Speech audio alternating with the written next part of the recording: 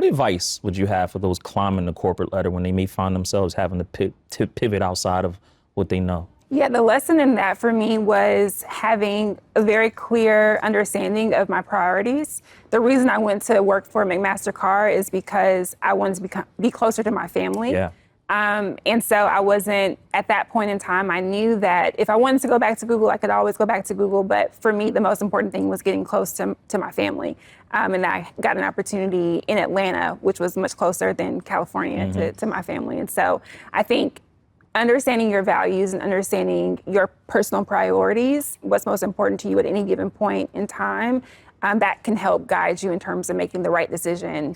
And for me, at the time, it seemed like a wild decision to leave Google, but it was the exact right decision for that time in my life. And it led me down the path to starting my own business. That's right, because then you find Park Pit, right? Because you were trying to help your granddad find a part on his tractor, yes, his farming tractor.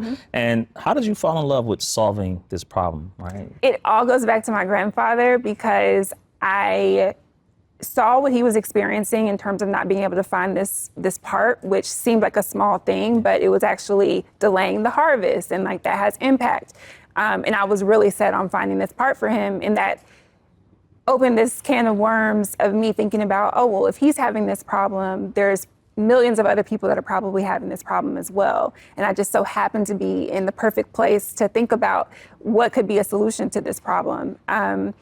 And that just led me down this journey. And I'm a believer, and I just say, okay, this one step takes to the next step, to the next step. And yeah, it was a beautiful journey of building, learning, growing, finding great people to bring around me who knew more than I knew at that time about algorithms and computer vision technology. Shout out to Dr. Nashley Cephas, who was my CTO. And we built something amazing, especially for that time. We were really ahead of our time when it came to artificial intelligence, computer vision technology, and yeah, we built something that was attractive to Amazon, and now the rest is history. That's right. Yeah, sold to Amazon in 2016 after you went on ahead and raised over 1.5 million. You did. Yeah, over 2 million. And so very interesting. And then you were so in love with that problem that when you sold the company, you were depressed in bed, right? You couldn't get out of bed because you just were so used to running the company. When it sold, it was like, I got this money, but what do I do now? Yes.